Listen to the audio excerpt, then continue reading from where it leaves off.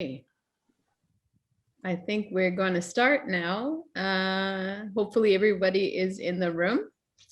Hello out there. My name is Pamela Edmonds. I'm the senior curator at McMaster Museum of Art. And I'd like to welcome everyone to this special event, performance, and talk, LiveSpoken, Remixing the World Around Us with Kofi Oduro, aka IllestPreacha, and curator and artist starr, and special guest artist Quentin Versetti. This program is being presented in anticipation of the launch of the virtual exhibition and publication feature, The Cut, the Tear, and the Remix, Contemporary Collage and Black Futures, curated by starr. This project is an output of starr's curatorial research and mentorship program, which has been hosted by the McMaster Museum over the past year in partnership with the NIA Center for the Arts in Toronto. And it's been supported in part by the Canada Council for the Arts Sector Innovation and Development Program. So we want to thank all our partners, our supporters in bringing this wonderful, amazing project to light. Before we begin, I'd like to acknowledge that I'm speaking today from the city of Hamilton, Ontario, which is situated on the traditional territories of the Erie, Neutral, Huron-Wendat, Haudenosaunee, and Mississaugas. This land is covered by the Dish with One Spoon Treaty, an agreement between the Haudenosaunee and the Anishinaabe to share and care for the resources around the Great Lakes. I wish also to express gratitude to all First Nation, Métis, and Inuit people who have been living on and taking care of the land on Turtle Island from time immemorial and who continue to do so. My hope with this land acknowledgement is that we can continue to reflect on and think about ways to join in support of decolonial and Indigenous movements for sovereignty and self-determination. So if folks have done these talks before, there are some housekeeping points, just a few here that I'd like to review. So just keep yourself muted throughout the event. We welcome you to turn on your video if you like. There will be a Q&A at the end of the performance, so any questions you have can be saved to the end. Please use the chat function to ask questions. Kofi's performance is participatory, so we encourage you to also use the chat function throughout the performance for comments. If you need to leave early or can't watch the entire event, we are recording it. It will be published to our to the museum's website, Facebook, and YouTube page. If you have any technical difficulties, please message Elise Klinning in the chat. She's going to raise her hand somewhere in here so folks know who to message, and she'll try to assist you. And also please visit the MMA website to sign up for future events. So now I'd like to introduce Stylo with her bio. So starr refers to herself as a visual alchemist. She's currently based in Hamilton as well. She has a BFA from Brock University and studied design at Mohawk College. She's a founding member of COBRA, which is the Coalition of Black and Racialized Artists in Hamilton. Stylo also has worked with a variety of arts organizations, including Center 3 for Artistic and Social Practice, the Hamilton Arts Council, and McMaster, where she curated the 2020 BFA graduation exhibition. She has most recently exhibited at the Art Gallery of Hamilton, the Art Gallery of Burlington, and is known for her multi-layered collage work, which has been featured on public installations, international publications, and on apparel. And her visual investigations surround predominantly Black people and their in relationship to basic principles and elements of design, reaffirming their agency as revered subjects of art history. Thank you again, everyone. I hope you enjoy the event. And Stylo, the screen is yours. Thank you so much. I first need to address that the fire alarm in my high-rise building just started going off. So we have a bit of a soundtrack. Thank you all so much. I hope you are able to hear me. I'll bring my microphone a bit closer to my body. Thank you so much for the introduction. It's been such a great experience. We've been working on this since October, and I honestly cannot believe that we're coming up to the completion and the launch of this project. It's been such a labor of love. This was a project that was kind of born out of a real interest and a desire to connect with other Black Canadian artists who are working much like myself. Working in cut and paste has been kind of a new revelation for me, kind of a homecoming, being able to communicate a lot of my ideas through cut and paste, and really wanted to see how other Black artists were also engaging with this medium. Also parallel with that is the idea of, or the talk of, the Afrofuture, and how much we're speaking about that now and how much focus there's been on the Afrofuture. Through politics, music, visual arts, fashion, in every level, it's kind of poking and rearing its head. So this was also a show and an exhibit that was meant to discuss and explore that a bit deeper. Why is this happening now? Why right now? Why collage? The project kind of spiraled. We didn't really know how it was going to look, especially with a web presentation, but we're looking forward to launching that on the 22nd of this month. So there will be a 4-artist panel, 4 artists that will be featured in the show, will be speaking with us to launch the website on the 22nd. And even prior to that, on the 15th, we have, seeing Angelo just joining into the room, not to single you out, but hey, Angelo Grant is the editor of Pitch Magazine, which is a Black-owned magazine out of Hamilton. We've partnered with them to create a really beautiful print editorial to kind of complement the launch of the show. That will be launched on the 15th. At least we'll be opening pre-orders, so more information on that will be forthcoming. It's been a really wonderful experience. Pamela's put me in touch with an incredible team of advisors. I was able to meet with Betty Julian of, the name of the gallery literally just slipped me, Prefix Gallery, and also Leticia Cosbear-Miller of, why am I always forgetting the gallery names? Anyway, it's the alarm going on in the background.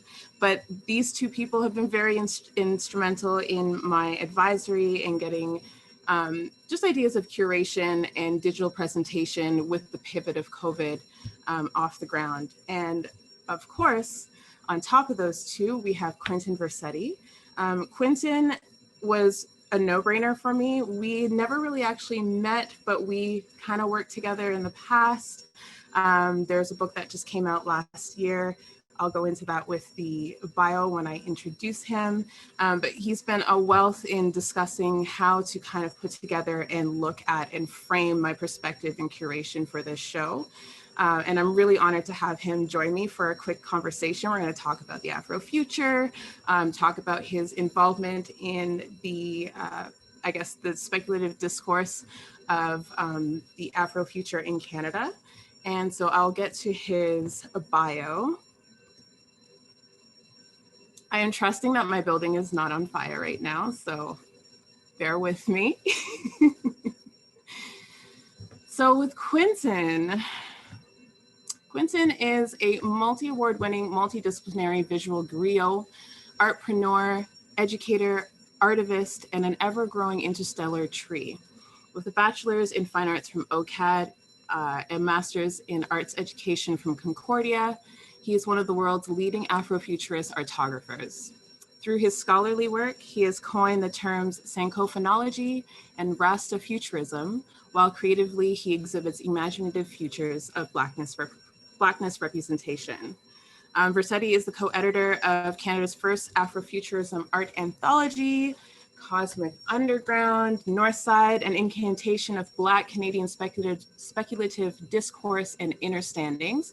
This came out last year. So honored to have been one of the artists featured in this book, and also another artist featured in the show, in the remix. Young Yemi, who I'm representing tonight, is also featured in this book. And lastly, what I would like to kind of start our conversation on, Quentin is one of the foundational leaders of the International Black Speculative Arts Movement, or BSAM, and started the Canadian chapter in 2016 to help combat anti-Black systemic erasure.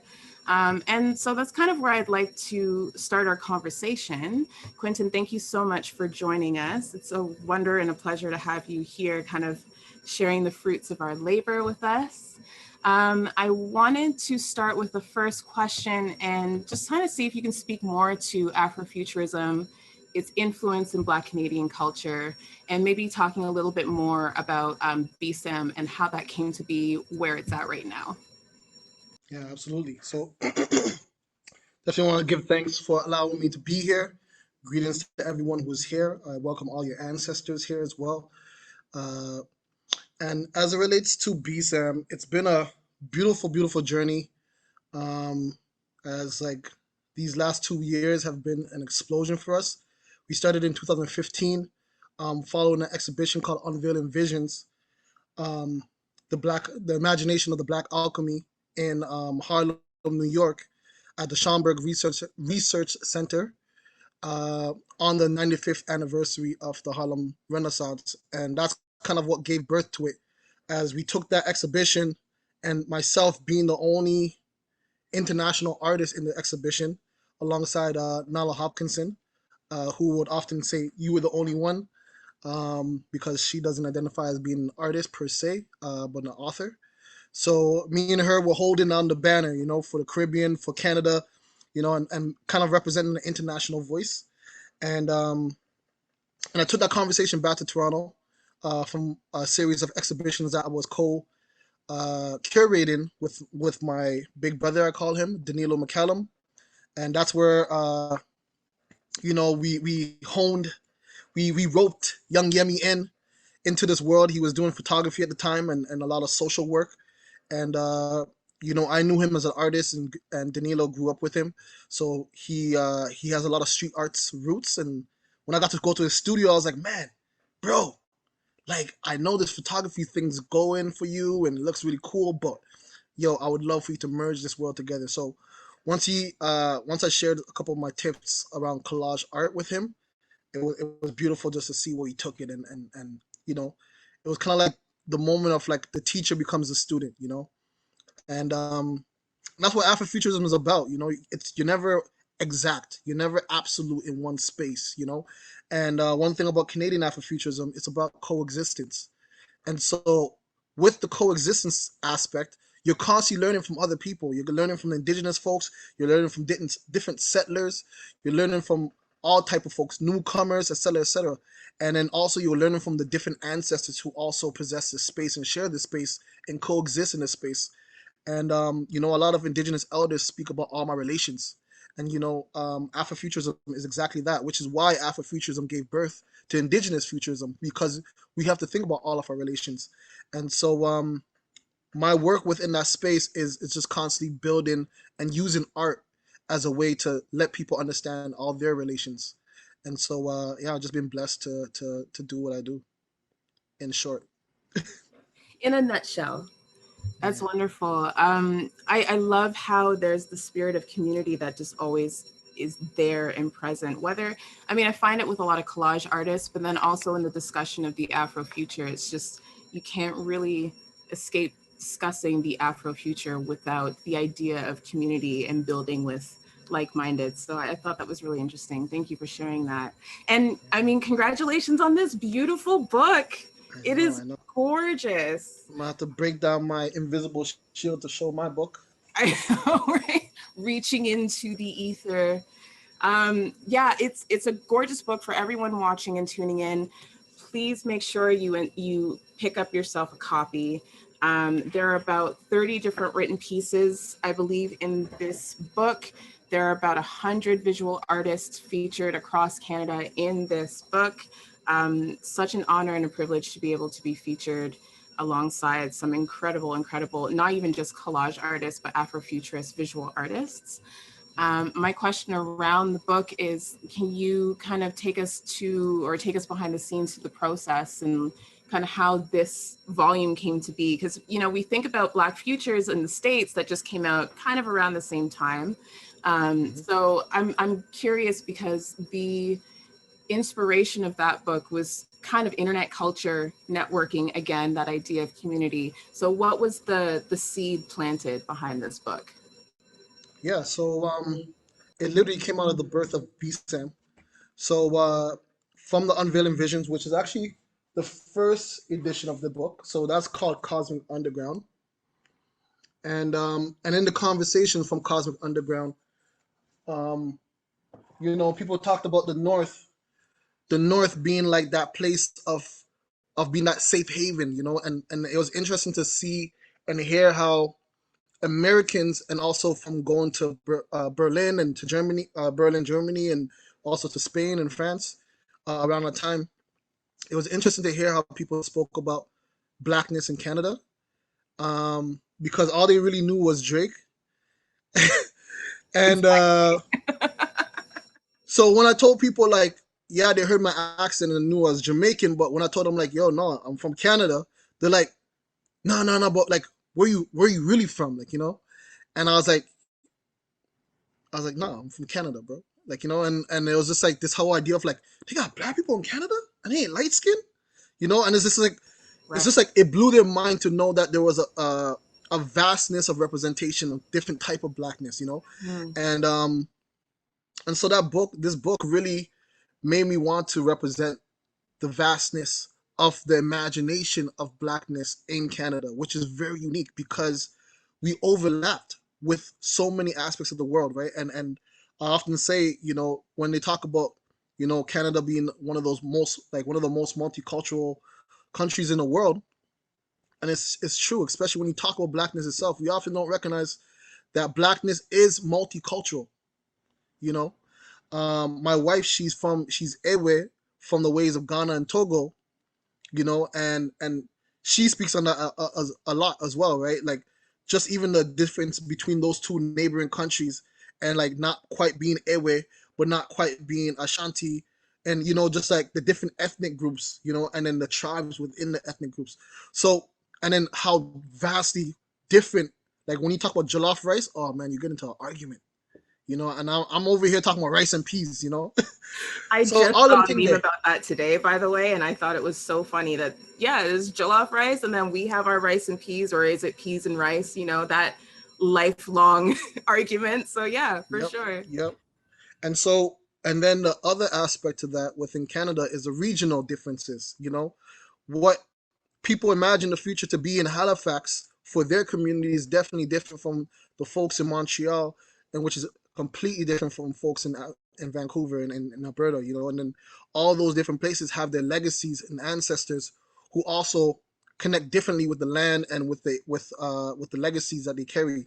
And so, you know, one of the things I was thinking of was Matthew DaCosta, you know, and I try to bring up his name as much as I can, because I think the fact that, you know, Canadian textbooks and schools don't teach you enough about Matthew DaCosta is one of the biggest uh, acts of systemic racism, in my opinion. Because Matthew DaCosta is world history. Matthew DaCosta was a translator for the indigenous folks, uh, from the ways of New Brunswick and Nova Scotia all the way up to Quebec, what we know as current day Quebec. And he was hired. He was the first free African documented in North America, in the Americas in general, actually. And so this is in 1605. This is 20 years prior to slavery, the first enslaved African coming to these shores. And so what was also astonishing about him is the fact that he came here with his own ship. And so for me as an Afrofuturist, I'm not only thinking about the speculative future, I'm also thinking about the speculative past, right? And so it's like, how could this man exist in that time period, be a free, dark-skinned man, meaning that he's coming directly from the continent, and being a multi-linguist who's actually navigating the land. So he must have actually came here before the Europeans. Because how else can I translate someone else's language if I never been amongst these people? How else can I be welcome amongst the people if I was never introduced to them or never had a relations with them? So, anyways, with Matthew DaCosta, I was just like, yo, there's so many stories that needs to be told about the past, but also about the future. And so that's kind of how this book came about. It's just me wanting to just make that offering to the larger narrative and larger collective. Yeah, like an exploration of, I guess, like the collaging of identities of Blackness in Canada. There's so much of that overlapping that's happening. And, in discussing the future, how do you kind of touched on it, but how do you envision the relationship between Black artists and the Afrofuture and technology? Like, how do you see those three entities kind of evolving, growing from, interacting with in the future? Mm-hmm. I mean, for me, it's coming from a unique place where everything is spiritual, you know. And Isaiah Lavender III, he speaks about spiritual technologies and how Africans, people we refer to as Ethiopian or Alkebulan, if you're using the indigenous words from the continent, that we invented spiritual technologies so we can be able to make sure our spirits remain free. And so when I think about that, the digital technologies that we may be using nowadays are just extensions of those things. The bare rudiment definition of technology is the extension of oneself. So my glasses is an extension of my eyes. Right. My clothes is an extension of my skin. All these different things. The computer is an extension of my brain, my eyes, etc., etc. My phone is an extension of my mouth, etc., etc. And so, when I see artists creating collage work, it's like they're extending their soul sometimes. They're extending their spirit, their personal um uh their personal energies, and they're sharing that with us to free something in us, so we can feel and experience that liberatory moment, and be inspired by what they have to offer us, and so the collage aspect is a perfect metaphor. Collage and technology is a perfect metaphor for the Black experience, because the Black experience, like I said, is not a monolith. It's multicultural, so there's layers, and it's coming from different places. As a Jamaican, I know that I have Ghanaian in me, but it's not just Ghanaian. It might be Ashanti, it might be Ga, it might be Fulani. I'm coming from different parts of the continent, and then here in Canada, I'm recognizing that my influence is coming from all different type of people. I grew up in Rexdale, so I grew up learning some Somali words. I grew up learning some Nigerian words, some South African, da da da da. So all these parts are collaging and assemblage onto my identity, and then the technology aspect is, for me, being someone who is a descendant of people who were once enslaved. I have to recognize that at one point in time, society saw the Black body as a robot, as a technology to be used as chattel. At one point in time, it was not seen as a human, but as something that was manufactured to benefit other human beings. And in certain aspects, some people still carry those ideas. And so both aspects for me is a metaphor for Blackness. And I think it's beautiful to see how the ways different Black artists are using that to combat these ideas and to expand it and evolve it, especially in your exhibition. Thank you so much. That's beautiful. That's super profound. I think, yeah, I'll just cap it right there. Thank you so much, Quentin. It's been such a pleasure working with you through this project. And, I've said it in countless emails, but you've been so instrumental in helping me build and strengthen my writing, and really put together a presentation of artists that I think is really strong. And I hope everyone tuning in will be able to feel the same way. Thank you for sharing that with me. Can I actually shoot a question back to you? Absolutely, yeah. Because you did such a phenomenal job with curating this exhibition, and such a daunting task as well, because it is very timely when you did this, and it's really important, and it speaks to a wider audience, not just Hamilton, not just the GTA, not just Ontario, but worldwide. And I shared it to my folks across the BSAM network, and actually I see some of them in here, and I wanted to know, like, what made you want to do collage, and then on top of that, what made you want to do a collage exhibition? Two very great questions, two very separate questions. I can tell. Yeah. Wow. So thank you. Collage was a homecoming for me. Knowing that I've always wanted to be a creative, knowing that I always wanted to be an artist, but never finding the, I guess, the tools or the practice that made sense to the way that I was trying to express myself.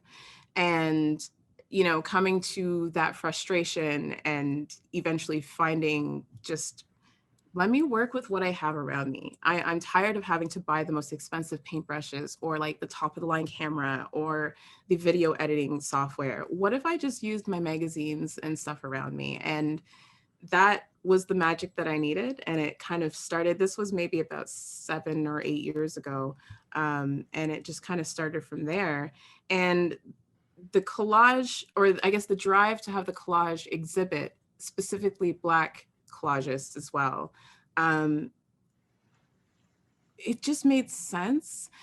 I facilitated a number of workshops with collage as the anchoring theme or exercise. And it just seemed like everyone was very drawn to the idea of cut and paste anyway. So it was just like, well, that means there are people who are also practicing quite like me.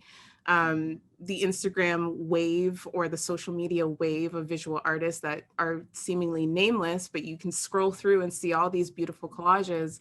I wanted to start putting names to these pieces and putting spirits and souls to these pieces, because it was there and it was apparent, but I wasn't acquainted with them, especially in Canada.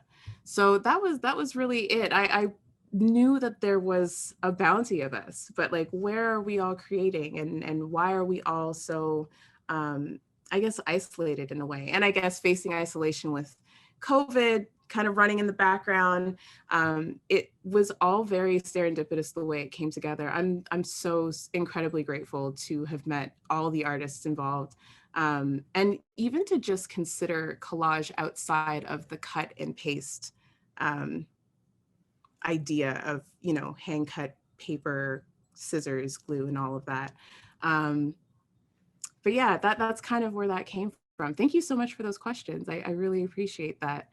In the interest of time, of course, I do have to move on, but thank you so much.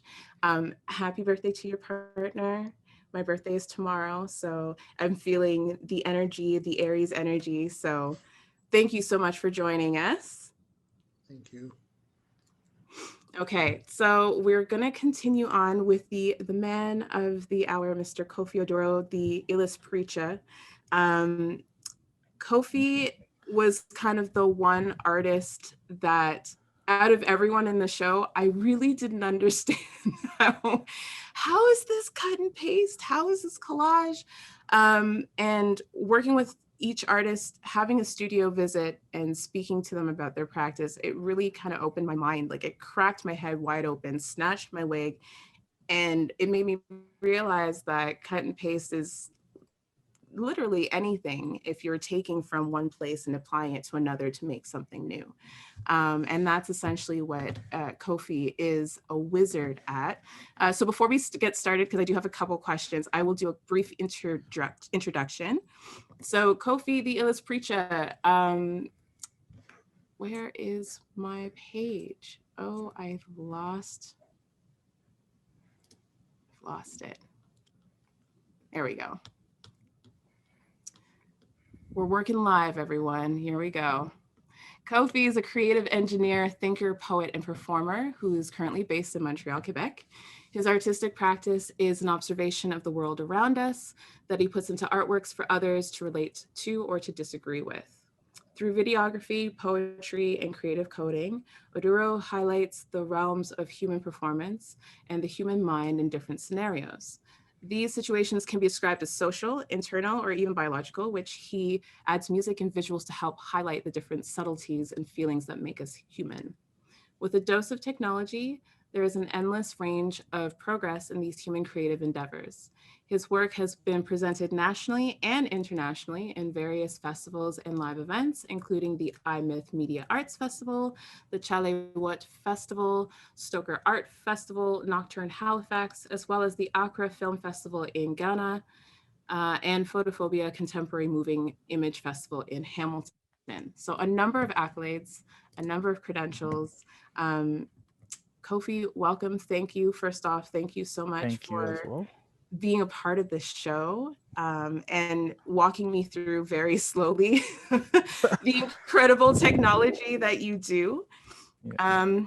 Yeah, so we'll get started with a couple of questions before we jump in, because I want to make sure that the viewers are aware. You are more than welcome to start putting in some questions in the chat box, and then Kofi will, of course, instruct what other participation he will require from you as well.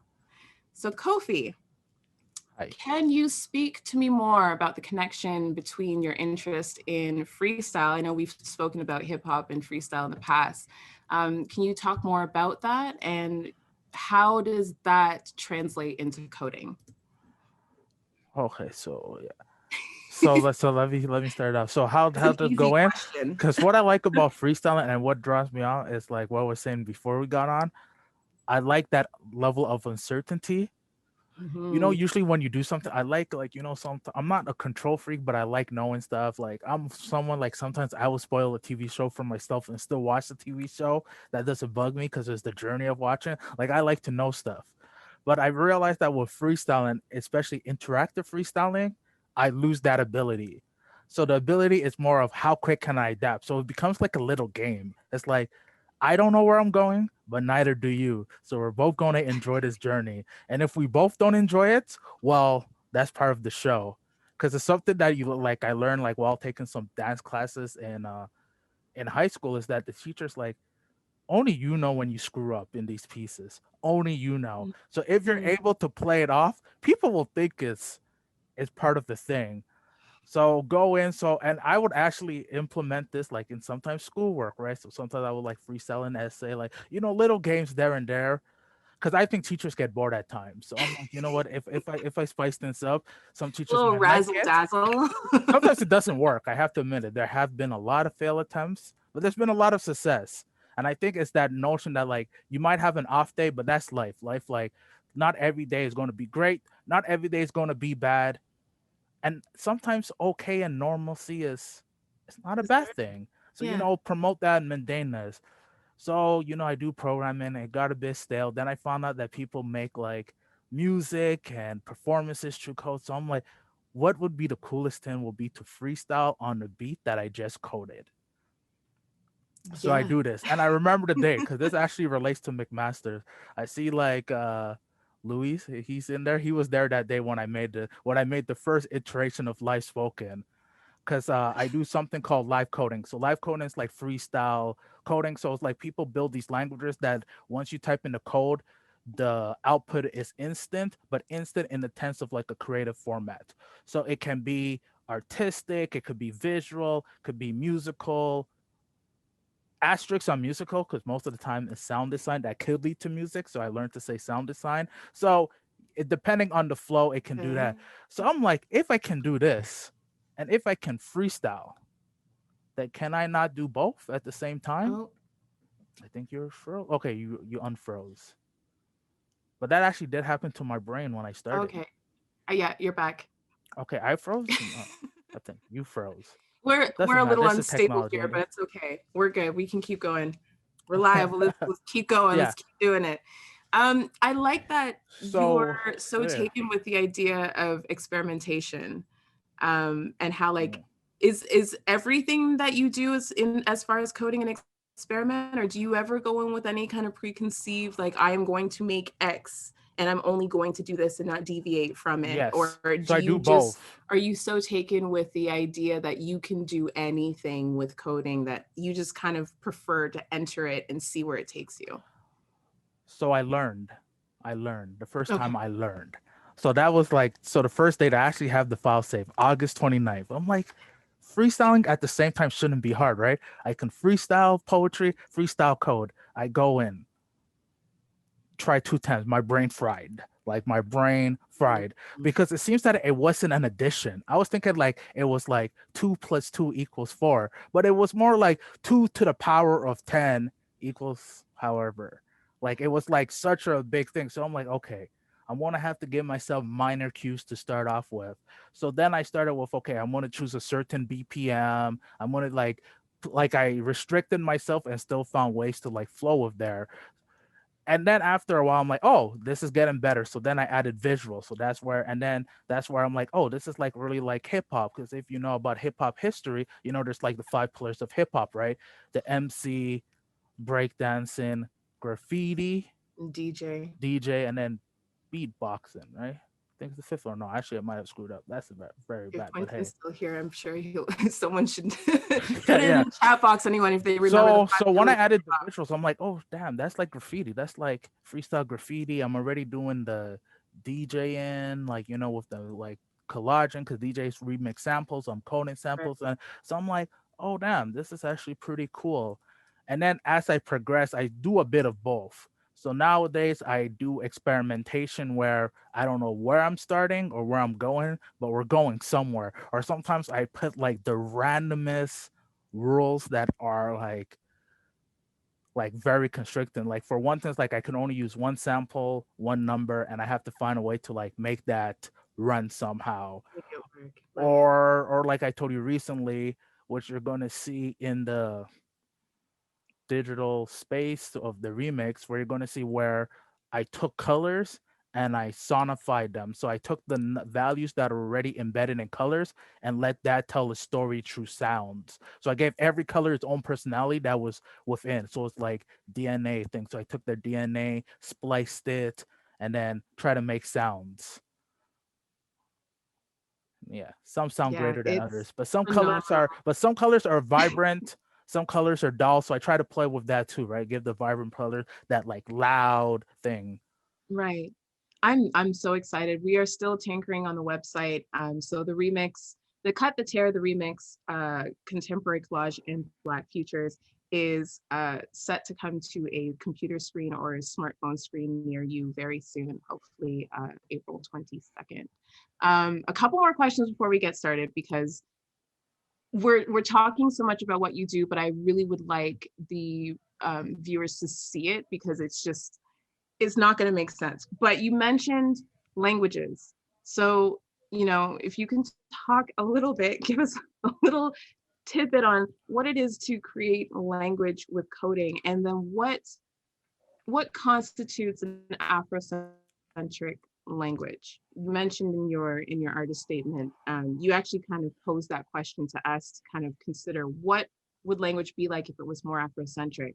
So to pose that question back to you, what constitutes that, and how is that? How do we achieve that through coding? Okay, so yeah, so that when I really got started interested in that is when I went to the Chale Wote Festival at 2019. They forgot to tell people to bring their own devices, so no one had a device. So I couldn't really talk about coding. I could show my code, but I'm like, how do I resonate? So I started talking about how every language and every musical genre has its own cadence and its own speed. So then I'm like, because people are like, how do you code music? I'm like, Right. music is basically just physics, and every culture has it going in. So there's someone that did like Euclidean rhythms. So if you listen to like Cuban music or Afrocentric music, it tends to have a higher on beat. So like 7/12. So it'll be like, where some music is like, and there was one guy who actually decided to quantify that in code.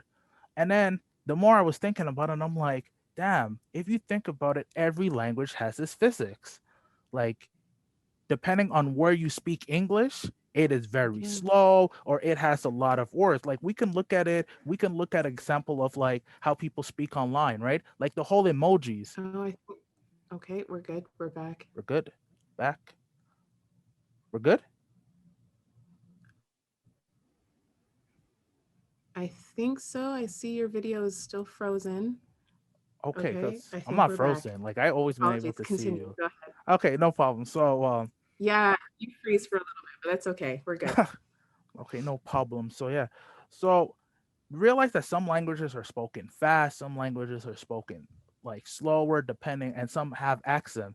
So I started realizing that like getting more into creative coding, it was very normal for practitioners to make their own language or their own dialect of another language. And depending on how they made that language or dialect, determine how I would communicate with it. And then, like living in Montreal, I realized this a long time ago that how I speak in English is not the same way I speak in French. And then, depending on the rules or an environment that you make a language or dialect when I'm coding, every coding environment gives a different personality for me because I think differently. Some of them I have to think in larger words. Some of them I just think in symbols. Some of them I'm just thinking in number. And some of them I'm experimenting. The other ones I'm like being linear. So, and how does that go with Afrocentric? Well, if we look at like I'm from Ghana, right? So when Quentin was talking about jollof, that's something that resonates with me, right? Because I am one of those people that will say like Ghanaian jollof is better than Nigerian jollof, but I'm not trying to be here to cause divide or anything, you know. That like might be like slightly biased, even though like there are some articles that lean towards that way, but that's a discussion for another day. But it's just something like jollof rice. Jollof rice, if you don't know, is a type of, it could be cooked or fried rice, typically has an orange hue. So I remember when I went to Ghana, like, and I had to give like another workshop. I'm like, I went to the school. I'm like, everyone, if you had to make your own jollof, what would you do with your culture? And if you were from one part, someone's like, you know what? I would like to remix it with green because there's a lot of greenery around it. Someone else is like, I like because we're like me and my family, we like spiciness. So I wish that like some places had more spice. And then you start to realize, oh, you are Kofi too. So Kofi means born on Friday as well. I should let everyone know that. And that's part of another thing too. So that's another part of the language, even though like it's something else. Is that like in Ghanaian culture, you name your kid after the day you're born. So you don't have like you give them an English name, quote unquote English name or a Christian name or whatnot. But really, you don't have to name your kid till they're born. And I think maybe that's part of like the whole freestyle aspect to it. Because when I'm a kid, I'm like, yo, basically you're freestyling names. Like you don't really have to think of the name till the kid come out. That's a pretty cool concept because that's like letting nature take it out. So I think that's like part of like the language, right? Like if like that's basically saying nature, do your thing. If my kid is born on Thursday, I don't have to really worry about the name too much. Or if it's born on Friday, you name that. So it's part of that, like playing with nature. And I think that's why I'm so inclined, like a lot of the times when I do code or poetry, mixing that nature in. Hmm. Because that is something that like I seen all around, like different herbs. Or when I like back to that workshop, like it was at an all born and women, and a lot of them were saying things like, we picked this okra seed, it would be cool to have this. So you start realizing that things like food, and that's why I talk about senses a lot, if we were to change how we describe some stuff, then we will get a different interaction. So for example, everyone that's listened to this, think of the color red. There is almost no way that we all thought about the same shade of the color red. True.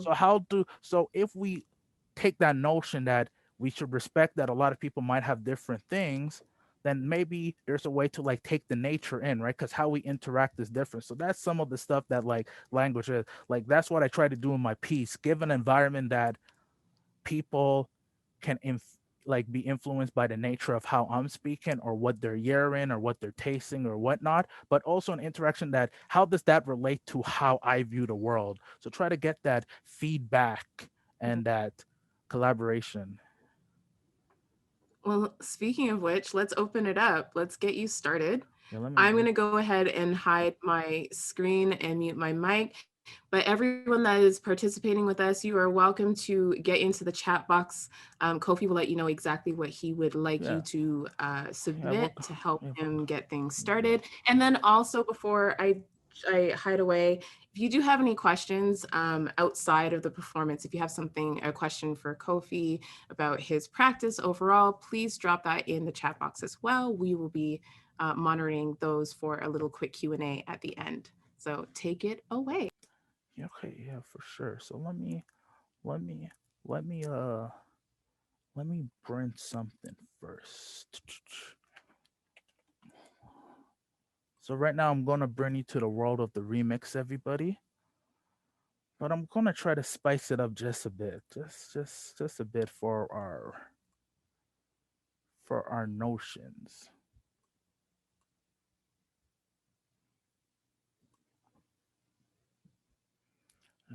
First, let me just switch my camera.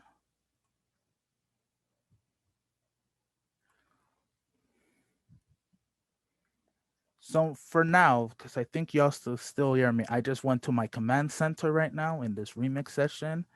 Gonna slow things down.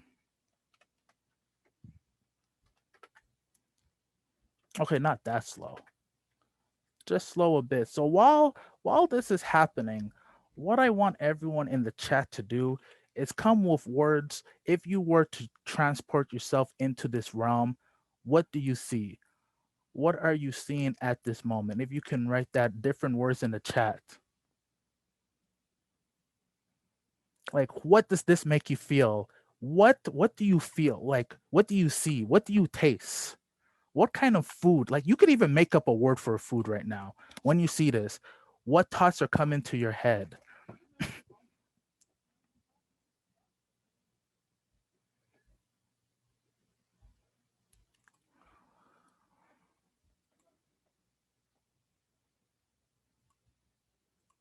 And still say the words. So you should see my camera going in. And right now, what we're going to do is the words that you're seeing, we're going to build our universe based on this. So the words you're going in are going to be in this environment called Inverse, where we make poetry from people's suggestions. So basically, we are making like a little dialect that's going to interact visually as well in the form of poetry.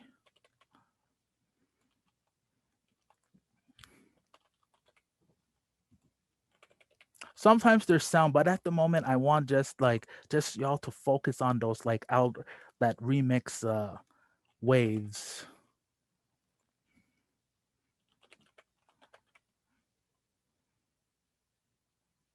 And if I make typos, well, that's part of the game. Because in our language, typos matter, but they don't.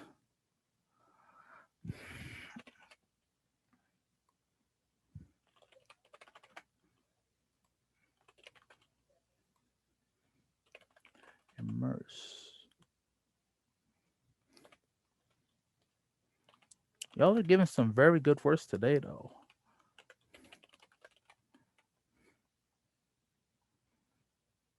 Stars. Starburst. I see a lot of seas. I see a lot of waves. I see a lot of fish. So the theme is going to be very underwater. Nebula. All right, we're almost near the end. I'm going to keep some of your words later for other. Oh, well, ignore what I just said. There's more to come. Melton. Sonic Blues. Immersion. Mercury. Okay. I'm going to save the rest of the words for later, but y'all can keep typing in words. And as you know, this is Command Center, so I should give a disclaimer. Words may or may not be used. That is part of the language. Not every word has a pure meaning. I see we have Quentin in the outer space realm in another portion of the dimension. Nice to see you. Welcome on this journey. Zippers. Let's give this a name. Remixing on the 7th. I gave the word space twice, so let me just change that up. DNA. Height. So now what the visuals that you're going to see on this screen are going to be fully controlled by the words that you, the chat, gave.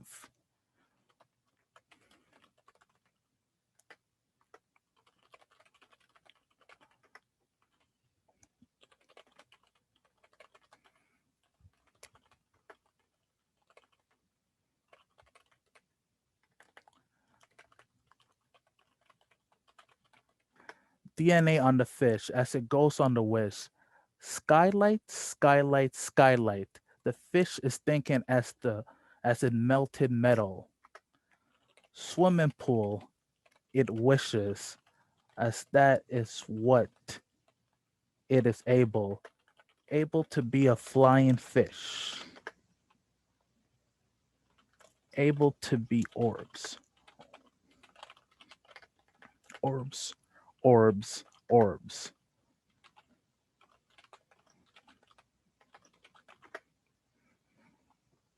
As you can see, every time I type in different thing, but there was a lot of immersion.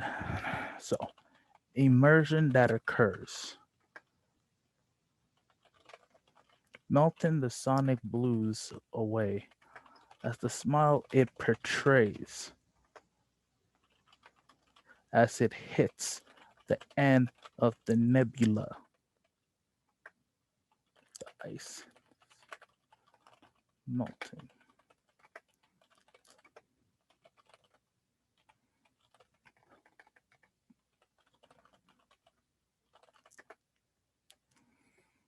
As you can see, the words we're given at ironically match the scenery. It seems that we're getting a lot of blues, a lot of hues, a lot of words that weren't meant to be chosen, but now they alter the view. They alter the view as the star bursts, touches the sea as it flows as it glows in the stars it bursts. So that's just a little warm up to let you all know what is going in. But now we're going to crank things up just a bit.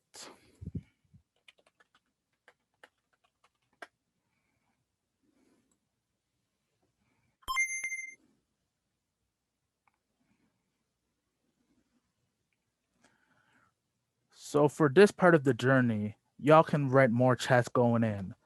This time before it was more of a language to now, as we got this universe that has a lot of skylight, that is just a giant swimming pool that's filled with stars.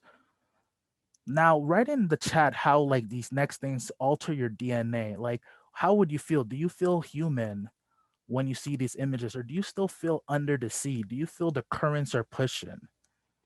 What commence?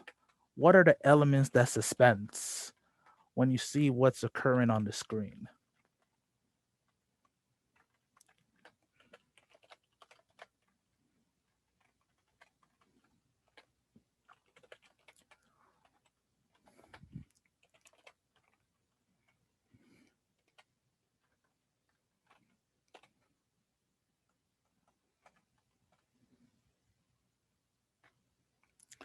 Do you feel stress?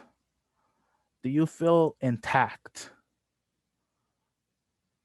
Do you feel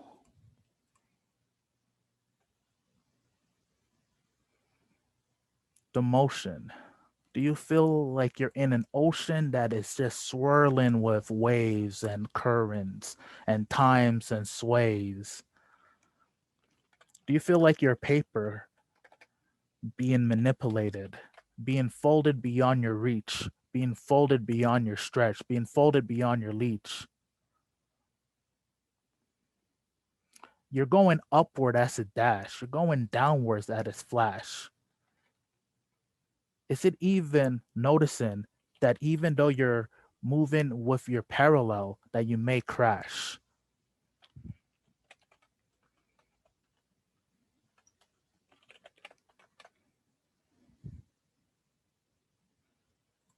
Now, what if I change the shape? What do you relate? Do you relate more to the paper that look like Post-its, or do you relate to the pegs as they're noticed, as they just dashed across the screen, lingering in space, lingering in taste? What if we were to chew these pellets? What would it taste like? Would it taste like a grape, a raisin, an orange? Or would it taste like a nasty Advil that you actually accidentally bite in half and then you have to wash your mouth because it's so bitter? These are some of the things. Tic Tac to keep your breath fresh. Pissy Six to add a little sugar for moments and try to de-stress, as we're not trying to be a mess. And then we're trying to have the tropic and the eraser to erase the moments that lead us to believe that we might not be able to succeed to success. What if I sped it up just a bit more? What occurs then?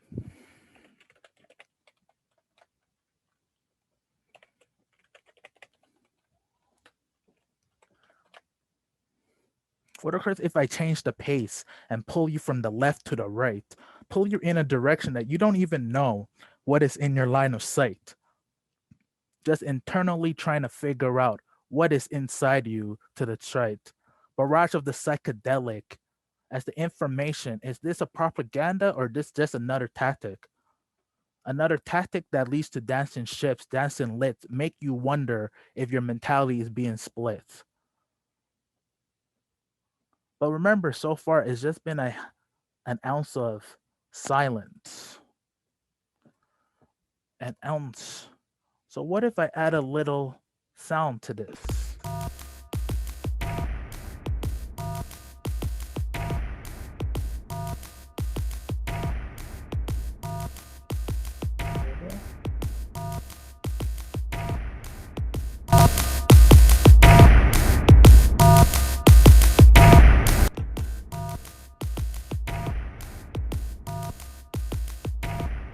How does this alter what you're hearing? How does this alter what you're seeing?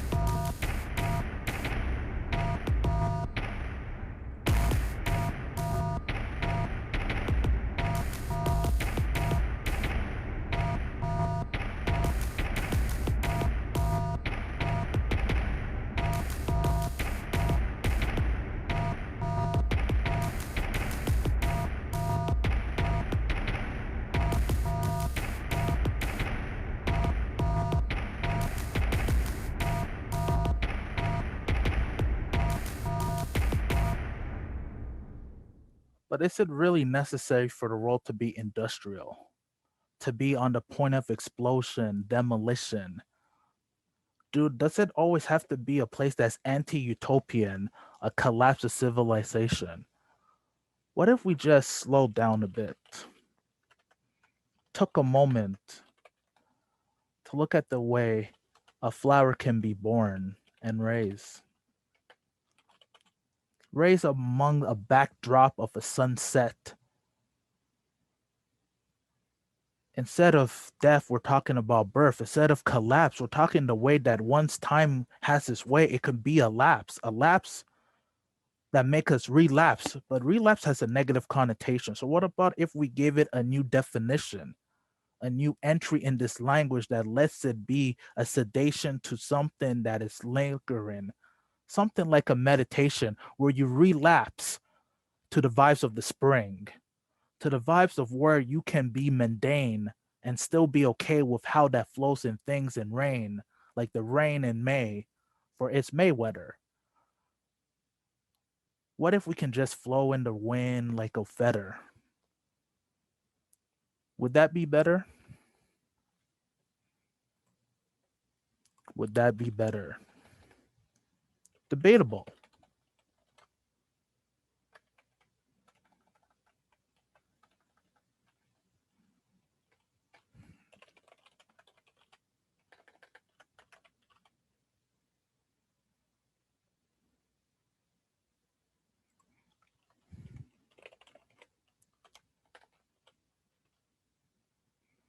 Debatable.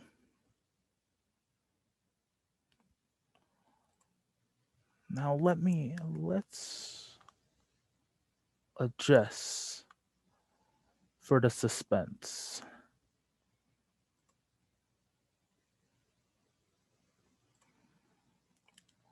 Let's adjust what the screen is now. Look at the screen, look at the camera.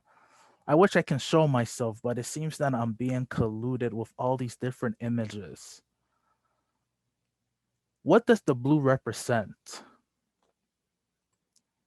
What about the pinks and the hues of the yellow? Does it make you feel mellow? Does it make you feel like you can reach up to the person next to you and say hello? Does it feel peaceful? Does it feel brash? Does it feel something that is within you, or does it feel like something that may clash? What are these? Oh, let me put the spotlight on. How do you feel when you see these images?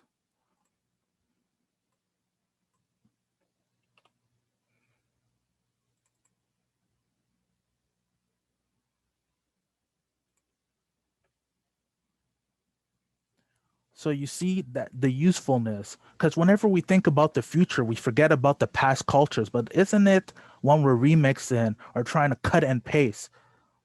Wouldn't it be just a waste if we didn't take the examples from what used to be considered fashionable tastes, from the ways of our ancestors for what they learned, and bring it in so we have many lessons that can be yearned, that can be learned, that can be spun around? What about if we just thought about like everyone knitting, stitching? What about that feeling, that itching, that this is something that if we recollect the relics from the past, the artifacts, that we will start being able to tell more concrete facts? What can we take from the 80s that will bring us in these current 20s of the 2020s that will be engaged of ways that may bring a bigger phase, bigger place, bigger space, and a helpful pace?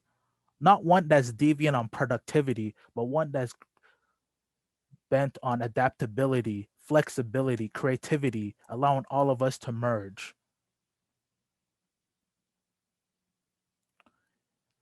It is feeling rushed. Maybe we can slow it down a bit.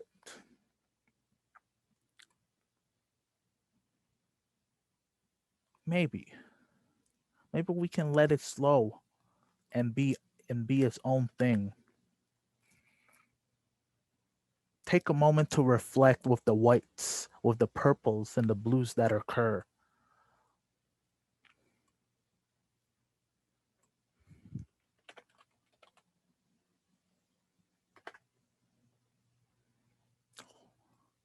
Let's slow down this pace to see what's emerged, what emerges.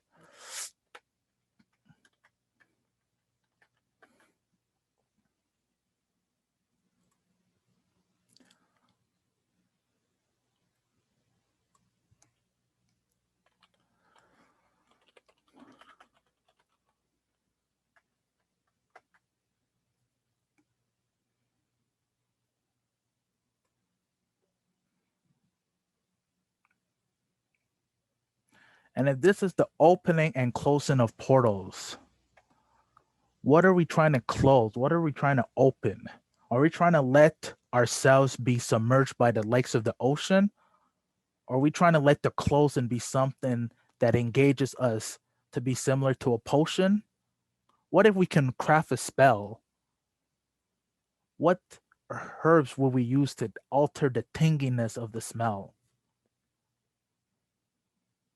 What occurs when we think of past things, when life sometimes may look like a blur?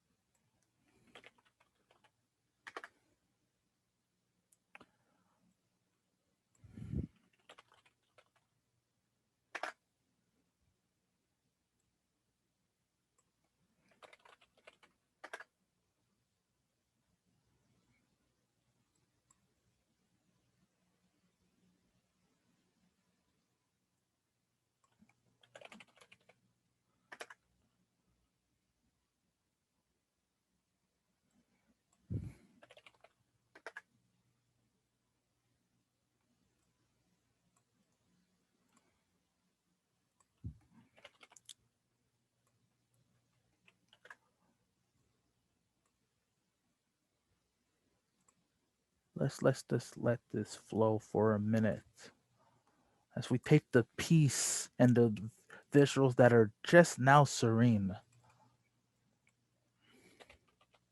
Because sometimes slow is not bad. Sometimes slow is the right pace, the right aim to get us in the notion of where we're trying to aim,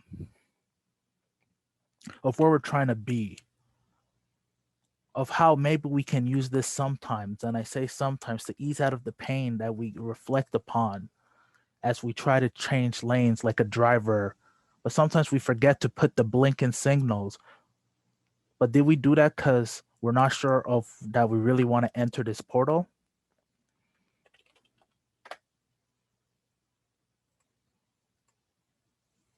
Is that what is happening at this moment? Of the words that are being spoken, of the words that are being open, what kind of sounds can we imagine? What kind of imagery can we ponder upon? But now let's take a step away from building realms through visuals.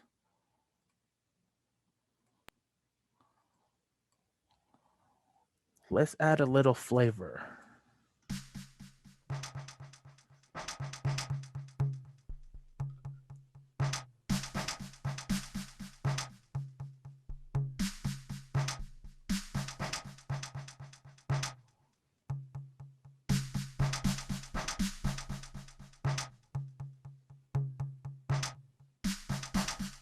How does this sound?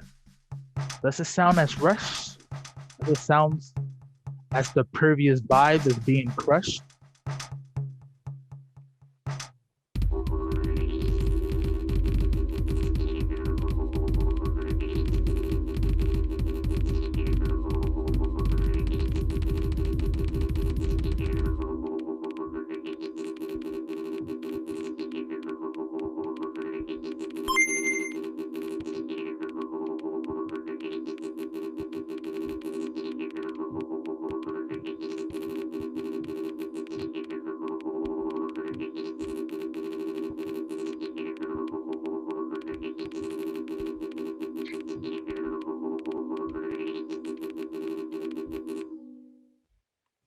Whew. Potentially aliens in the TV. There was slight misfunction Sesame aliens. Yeah, I know. I might have been slightly hijacked at the moment. Slightly hijacked. I think they don't want me to let you guys know of what is occurring in this universe.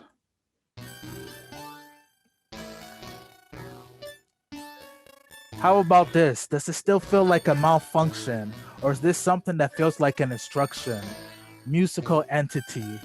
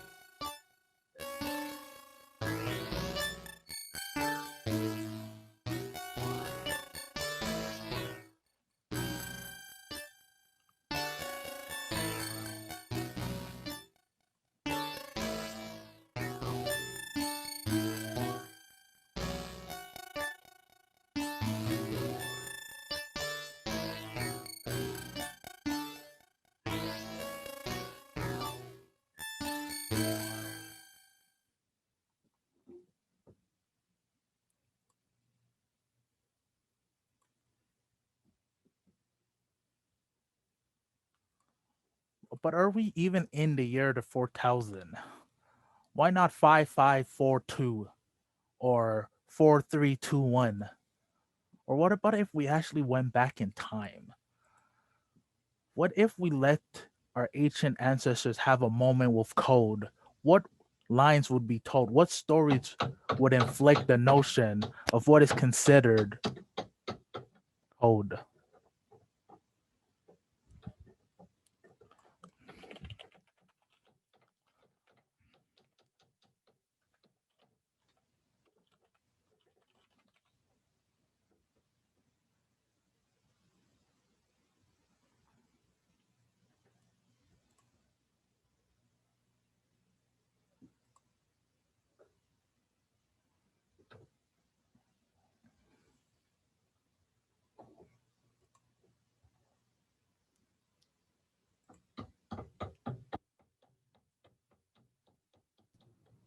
So just to jump in, Kofi, please continue experimenting.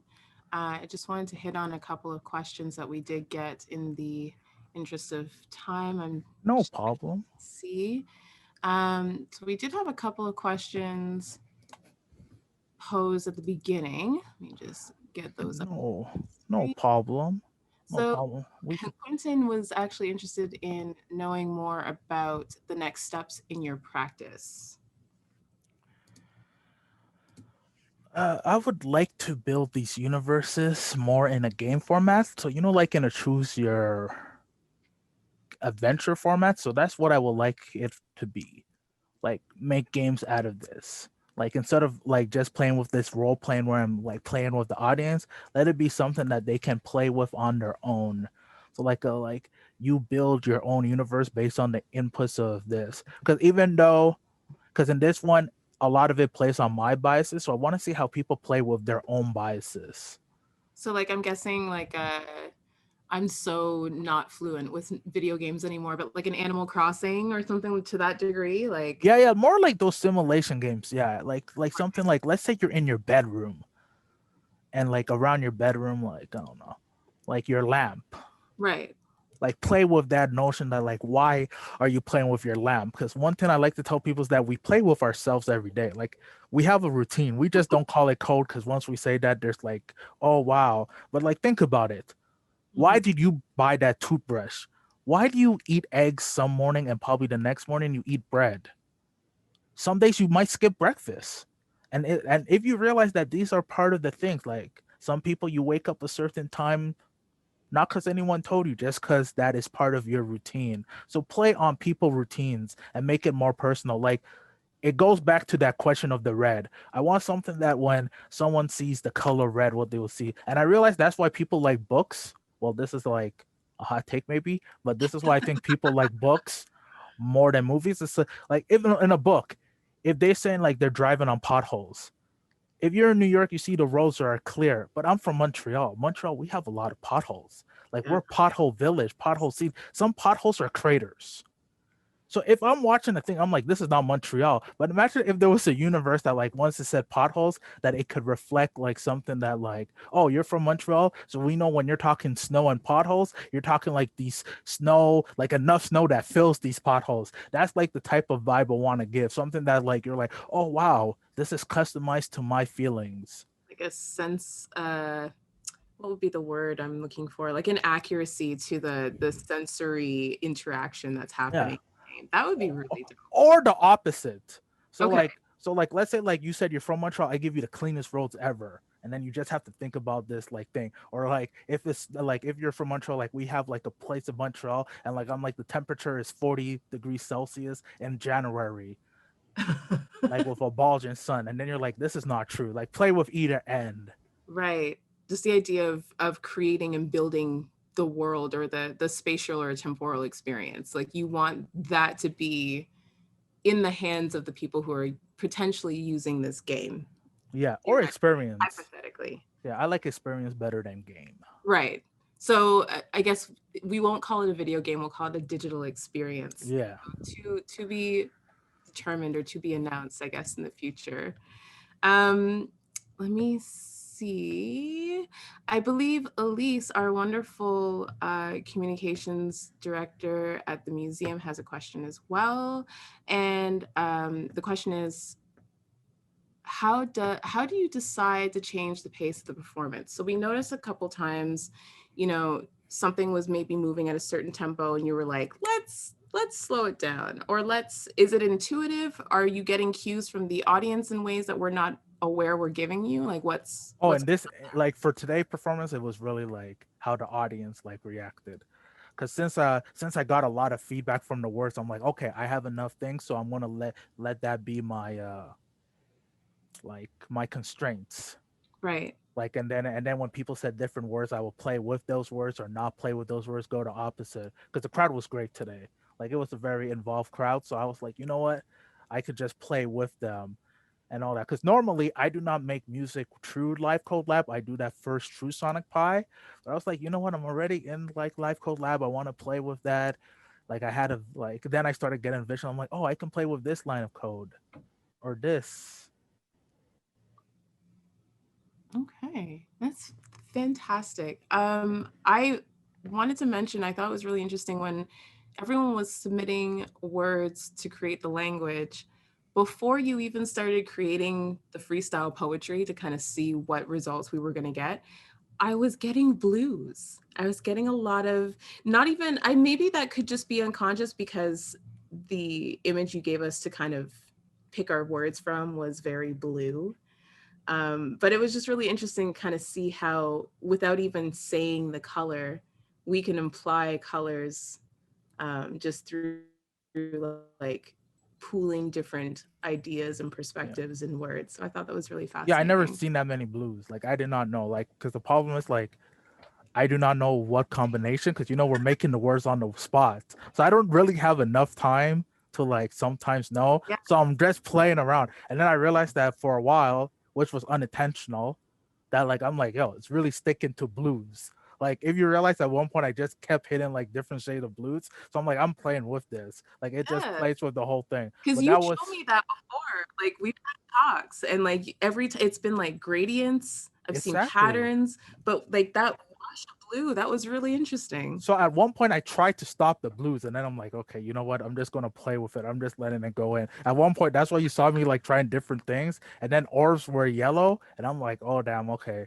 I'm like, it's one of those days, but it was good. That plays part of like I do not know where this is gonna go, what direction, but I'm willing to explore with y'all. So that was just cool because I'm like, oh, my camera is blue. This is blue. This just works like nice fish. Yeah, I just kind of flowed into it. We do have another question here from Adeniran. I hope I'm saying that correctly. How do you see and feel Black presence on the creative and live coding scene?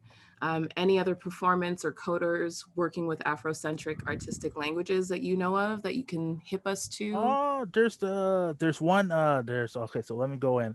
At first I felt like an outlier, but then at first I'm like, yo, is this even like technology, sometimes we don't see it as Black all the time. But I'm like, that's why I came up with the name LiveSpoken. I'm like, yo, I'm just having my own cipher. Like playing with the visuals, I'm literally just having a cipher by myself.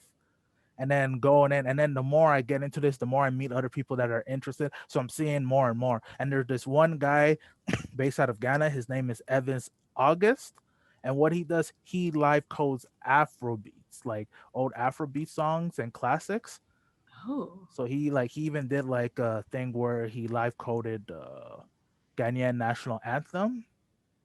So when he does that, is he giving us the same kind of sound treatment that we witnessed today with your performance? No, he's giving you more of a musical, like where he translates the sounds into music more.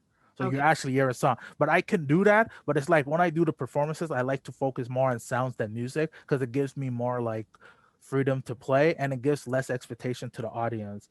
And in terms of Afrocentric artistic languages, I am trying to dabble into that too, because that's one thing that because like earlier pieces, I have a lot of Afro like patterns that I realized that were based on like Ghanaian kente cloth naturally. Like I didn't even realize till afterwards, because what happened is I showed it like I don't know, one of my siblings showed it to my mom. My mom's like, oh, this looks like kente cloth. This looks like patterns I seen as a like a young girl. I was like, oh snap, I didn't even realize that. But I think subconsciously I did. Yeah, I mean, I feel like that speaks to that ancestral lineage that's just innate within all of us, that we kind of either have to kind of wake up to or remember. The idea of, do you remembering yourself, remembering your lineage.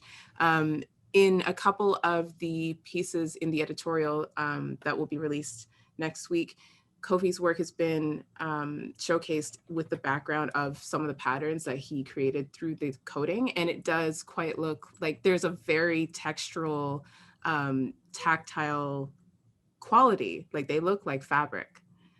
So I think that's really awesome. I had another question or a comment and it slipped me, but we have about 5 minutes left. If you'd like to kind of keep playing around and kind of show us or play us out. Before we do, I would like to thank everyone for stopping in and viewing this wonderful conversation between myself and Kofi and myself and Quentin. Thank you to Pamela, to the museum, to Nia Center, who's also been helping with the project. Thank you to Elise for helping organize the promo and the registration and keeping our heads on straight. Thank you so much. Kofi, thank you again.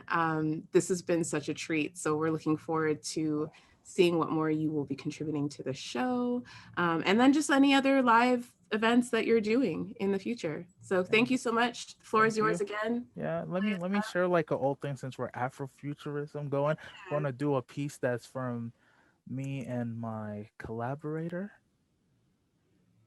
My collaborator named Rambling Intellect, and this is one of our things. Thank you everybody for the love. And yeah. Oh, I did want to mention while you're setting this up, if anyone is interested, and I will pop his name in the chat, I did think of one Black digital artist who also is interested in coding. His name is Onyx Ashanti, and he does a lot of kinetic coding. So he makes suits that are triggered by his pulse, by his heartbeat, or just by striking surfaces with his hands and feet. And he is also kind of working with that idea of sounds versus music encoding. So I'll put that in the chat. Oh, that's also something that I also like dabbled into, and I want a wearable It's stuff like bringing the digital outside to like the analog. So I I might will have send to. you his Instagram Yeah. because his stuff is next level. But yes, Oh, I know who you're talking about. I think. Like I he think puts. you must. Yes. Someone showed because last time I showed some of my work, they actually mentioned the same person. So I Yeah. think yes. And Yeah. I'm like, damn, I gotta like do that. Like imagine if I could live code on it like someone's body, like while they're going in and all that. But like that's There's room for collaboration, I'm sure. yeah. So yeah. So this is a piece between me and my collaborator rambling intellect. Let me with lyrics.